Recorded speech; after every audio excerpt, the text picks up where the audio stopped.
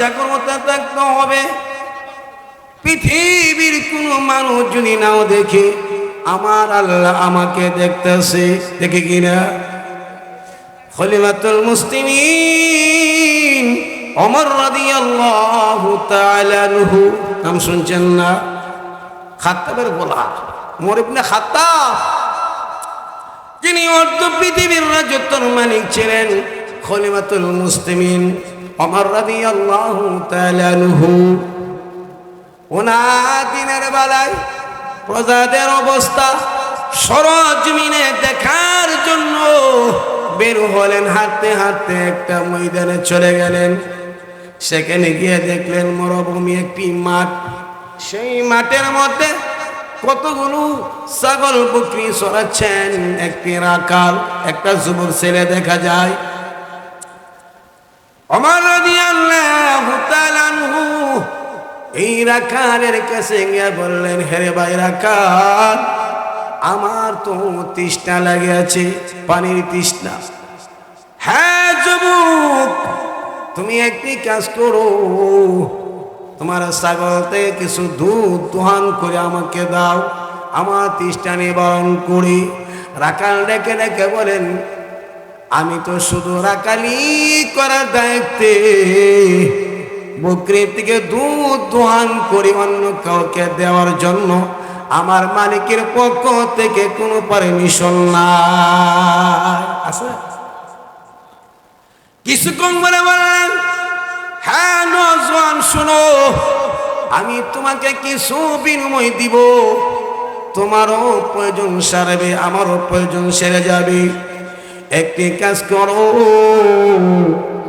একটা বকরি আমাকে দিয়ে দাও, এর বিনিময়ে তোমাকে কিছু টাকা দিয়ে দিই। যুবক ডেকে বলেন, বয়স তো কম হয় নাই, লম্বা স্রোত দেখতে অনেক বড় দেখা যায়, এখনো বুঝি স্বভাব চরিত্র পরিবর্তন হয় নাই, এখনো স্বভাব চরিত্র কি পাল্টেছে না? হ্যাঁ, এখন কি কালেমার দাওয়াত পৌঁছে নাই? যুবক ডাকতে বললেন, ইয়া হাযা ফাইনাল্লাহ,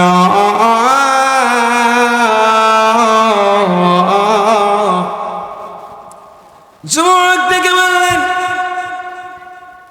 স্বভাব চরিত্র পরিবর্তন করে ফেলেন, আপনি আমাকে যে কথা বললেন, আমি একটা ছাগল আপনাকে দিয়ে দিব, আর বিনিময়ে কিছু পয়সা দিবেন। তাহলে আমার মালিক, যিনি আমার মালিককে আমি কি বুঝ দিব? মালিক আমাকে জিজ্ঞাসা করবেন, আমার বকরি কি হলো, কোথায় গেল? তখন ওনার শিখাইয়া দিলেন, তুমি মালিককে বলবা, ওই পাহাড় থেকে একটি বাঘ সেই বকরিগুলো, আমার বকরি একটা খাইয়া ফেলছে। তখন যুবক বললেন, ইয়া হাযা ফাইনাল্লাহ, আমার মালিক, যিনি মালিকের মালিককে আল্লাহ, মালিকের মালিককে আল্লাহ, মালিকের মালিককে আমি কি বুঝ দিব? মালিকের মালিককে, ইয়া হাযা ফাইনাল্লাহ, এখন কি আল্লাহর ভয় তোমার অন্তরে ঢুকে নাই? মালিককে ফাঁকি দেওয়া সম্ভব? মালিককে ফাঁকি দেওয়া কি সম্ভব? মানুষের অন্তরে যদি আল্লাহর ভয় থাকে, ওই মানুষ কোনদিন গুনাহ করবে, ডাকাতি করবে, মাল চুরি করবে?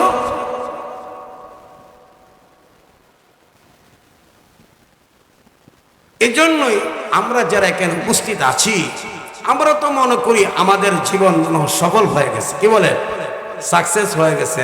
বিল্ডিং বিশাল অট্টালিকার মালিক হইলে মনে করি আমি অনেক কিছু হয়ে গেছি, ঠিক কিনা? ঠিক না ভাই?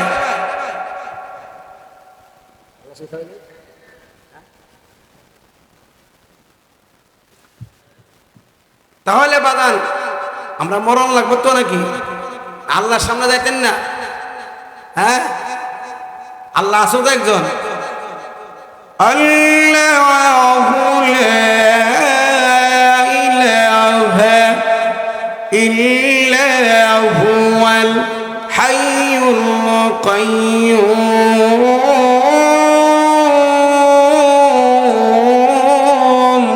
আল্লাহু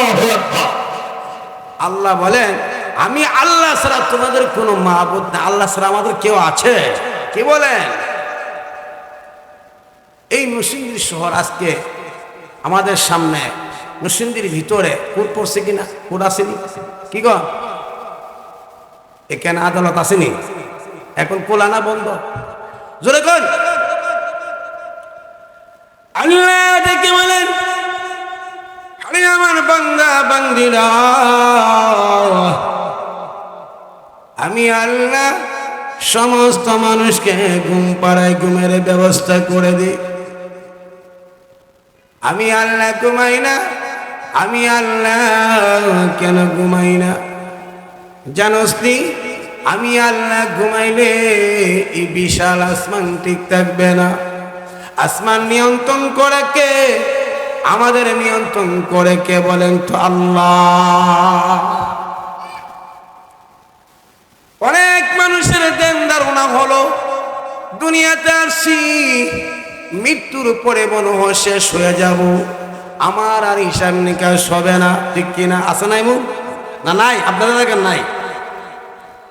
আল্লাহ তাআলা বলেন أفحسبتم أنما خلقناكم عبثا وأنكم إلينا لا ترجعون।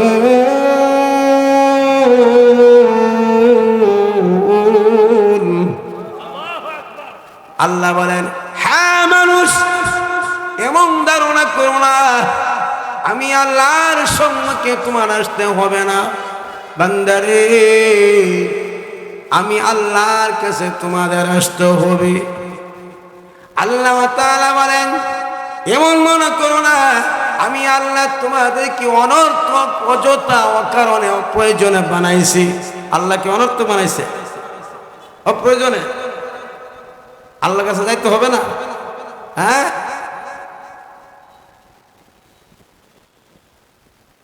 এখন লক্ষ্য করুন।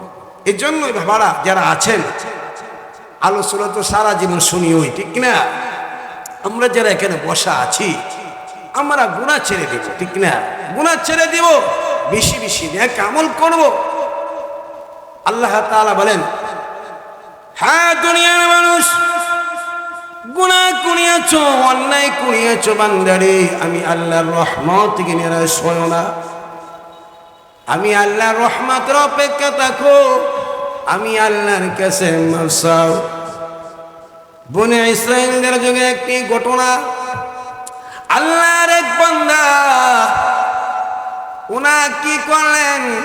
সব কিছু ত্যাগ করলেন, সব কিছু ত্যাগ করলেন।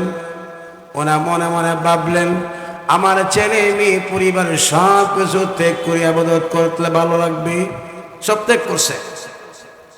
ওই আবেদ, বনে ইসরাইলদের যুগে একজন আবেদ ছিলেন, আল্লাহওয়ালা ছিলেন।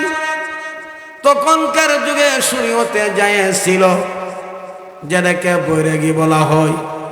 এখন বর্তমান সংসার ত্যাগ করা জায়েজ নয়।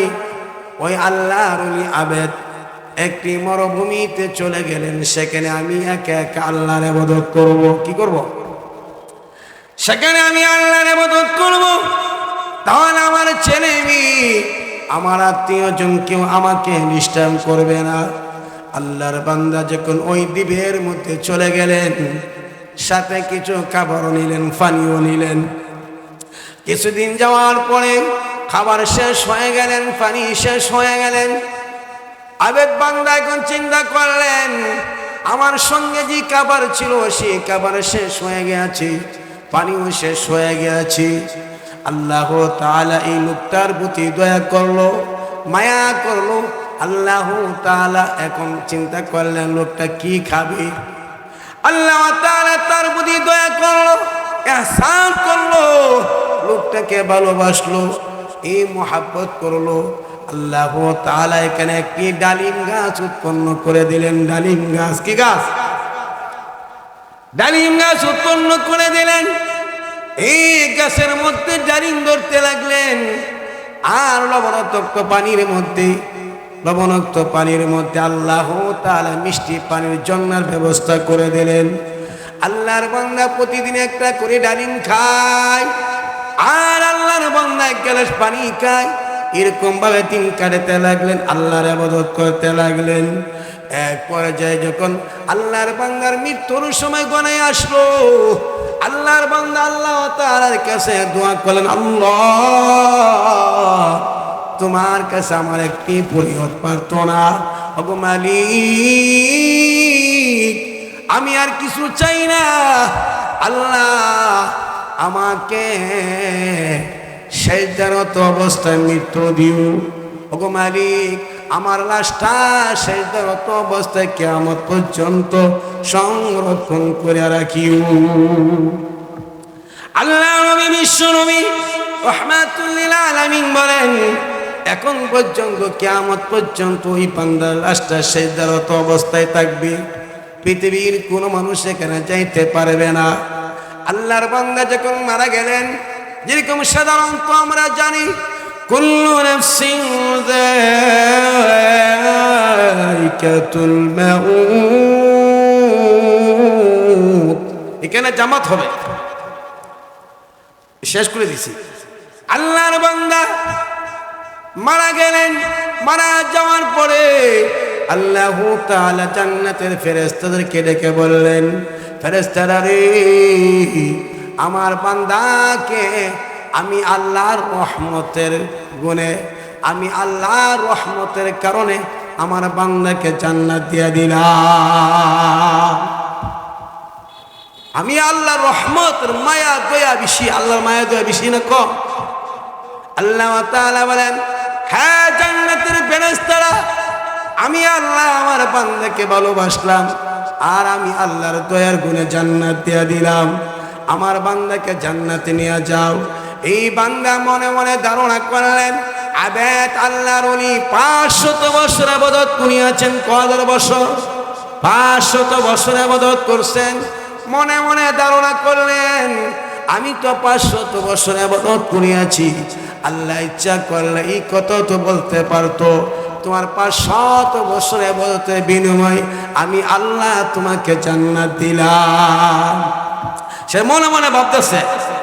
আল্লাহ তাআলা যখন ওই জান্নাতের ফেরেশতারা যখন নিয়ে গেলেন, আল্লাহ তাআলা ডাক দিলেন, হ্যাঁ জান্নাতের ফেরেশতারা, আমার বান্দাকে নিয়ে আসো। জাহান্নামের ফেরেশতাদেরকে বললেন, আরে জাহান্নামের ফেরেশতারা, আমার বান্দাকে তোমরা জান্নাতের পরিবর্তে জাহান্নামে নিয়ে যাও, কিন্তু আমার বান্দাকে জাহান্নামে প্রবেশ করায়ও না। জাহান্নাম থেকে 500 বছর রাস্তা দূরত্ব, আমার বান্দাকে দাঁড়া করাইয়া দিবা। আল্লাহ তাআলা ওই জান্নাতের ফেরেশতার পরিবর্তে জাহান্নামের ফেরেশতারা বান্দাকে নিয়ে রওনা দিয়েছেন, আর জাহান্নাম থেকে 500 বছর রাস্তার মধ্যে দাঁড়া করাইয়া দিয়েছি। ওই জাহান্নাম থেকে উত্তপ্ত গরম যখন তার শরীরের মধ্যে লাগলেন, এমনিতে পানির তৃষ্ণা তার চলে আসলেন। পানির তৃষ্ণা অনুভব হলেন, সে বলতেছে, আমাকে পানি দাও, পানি দাও, আমাকে পানি দাও, আর না হইতে মারা যাব। পানির তৃষ্ণা লাগলে কিরকম লাগে? এমনিতে আল্লাহ তাআলা এক ফেরেশতা কুদরতি ভাবে আল্লাহ তাআলা এক ফেরেশতা পাঠাইয়া দিলেন। ফেরেশতা কুদরতি ভাবে একটি হাত প্রকাশিত করলেন, এক গ্লাস পানি নিয়ে বলতেছে, কার পানি লাগবে, কার পানি লাগবে? আল্লাহর কোন বান্দার পানি লাগবে কিনা? আল্লাহ জি বান্দার 500 বছর ইবাদত আছে, ওই 500 বছর ইবাদতের বিনিময়ে আল্লাহর বান্দাকে এক গ্লাস পানি দেওয়া হবে। দৌড়ায় গেলেন, গিয়া বললেন, ভাই আমার তো 500 বছর ইবাদত আছে, এখন আমার প্রাণ বাঁচাইতে হবে, আমার 500 বছর ইবাদত তোমাকে দিলাম, নেও, এর পরিবর্তে এক গ্লাস পানি দাও। এই পানি